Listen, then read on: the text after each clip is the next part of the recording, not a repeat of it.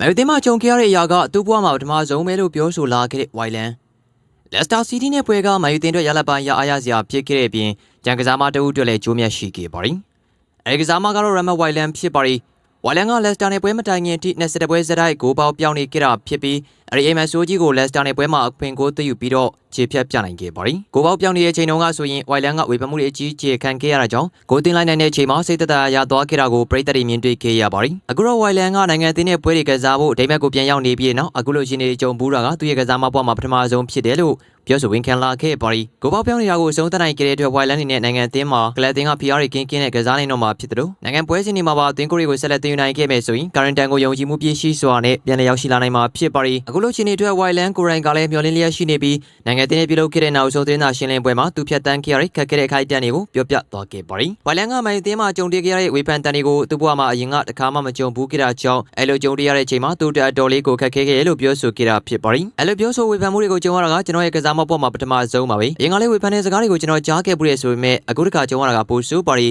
FCK ကနေ Stan Grace ကိုကျွန်တော်ပြောင်းတော့ကဆိုရင်သူတို့တွေကကျွန်တော်ပေါ်မှာယုံကြည်ချက်သိမရှိခဲ့ပါဘူး။ဒါပေမဲ့အဲဒီတန်တရားမျက်လုံးတွေကိုကျွန်တော်တက်တည်ပြနိုင်ခဲ့ပါတယ်။အဓိကကျွန်တော်ပြောချင်တဲ့အရာကတော့အဲလိုဝေဖန်မှုတွေကြုံရအရာကနေယုံထွက်ပြီးတော့ရှေ့ကိုဆက်သွားနိုင်နေဆိုတာကျွန်တော်ရဲ့ပုံစံမှာပဲဆိုပြီးဝိုင်လန်ကပြောဆိုခဲ့ပါတယ်။ဇက်လက်ပြောလေဝိုင်လန်ကသူတို့ခက်ခဲတဲ့အချိန်ဒီမှာ United ကန်ဝင်ဟောင်းပီတာရှက်မိုက်ကယ်ကရှိနေပေးခဲ့ကြောင်းနဲ့နီးပြဟောင်း Eric Ten Hag အတွက်လည်းစိတ်မကောင်းပေမဲ့မယူသင်းကနီးပြသည့်အမော်ရီရဲ့လက်အောက်မှာထူးခြားတဲ့အရာတခုကိုဒီဆောင်နေတယ်လို့ယုံကြည်ကြောင်းပြောဆိုသွားခဲ့ပါတယ်။ဝိုင်လန်အတွက်ခက်ခဲတဲ့အချိန်ဒီမှာသူနဲ့နိုင်ငံနယ်သားချင်းဖြစ်သူဒိမတ်ကန်ဝင်ပီတာရှက်မိုက်ကယ်ကကြံကောင်းနေပေးခဲ့ပြီးအာဆင်နယ်တစ်ပတ်တကိုးစီတရားလက်ထွက်ပေါ်ခဲ့တဲ့ပွဲပြီးမှဆိုရင်လည်းရှက်မိုက်ကယ်ကကွင်းပြေမှာဝိုင်လန်ကိုနှစ်သိမ့်ပေးနေတဲ့ Brio Fine တစ်ခုထွက်ပေါ်လာခဲ့ပါတယ်။အဆိုပါရုပ်သံ Fine နဲ့ပတ်သက်ပြီးဝိုင်လန်ကပီတာကျွန်တော်ရန်ဖန်ရန်ကာဆိုလိုပဲအကူအညီပေးလေးရှိပါတယ်ပြီးတော့အစဉ်ပြေနေတဲ့အချိန်ဖြစ်ဖြစ်ရန်ကိုစိုးရတဲ့ချိန်တွေမှာပဲဖြစ်ဖြစ်ကျွန်တော်ဘယ်လိုခံစားနေရလဲဆိုတာကိုလည်းနားထောင်ပေးပါတယ်သူ့ကိုဒုတိယဖခင်လို့တော့ပြောလို့မရပါဘူးသူကကျွန်တော်ကိုအကူအညီအများကြီးပေးသူပါဘာလို့လဲဆိုတော့သူကရိုင်းကလည်းဒီလိုချိန်တွေကိုဖျက်ဆီးပူတာမလို့ပါဒိမတ်သားတို့အနေနဲ့ Manchester United အတွက်ကစားပေးရတာကဘယ်လောက်အထိပဲရှိလဲဆိုတာသူသိပါတယ်အခုလို့ကျွန်တော်တို့ကြံပေးပေါ်ရှိတာကောင်းပါတယ်Christensen, Eriksen နဲ့တခြားသူတွေကလည်းကျွန်တော်ကိုကူညီကြပါရီ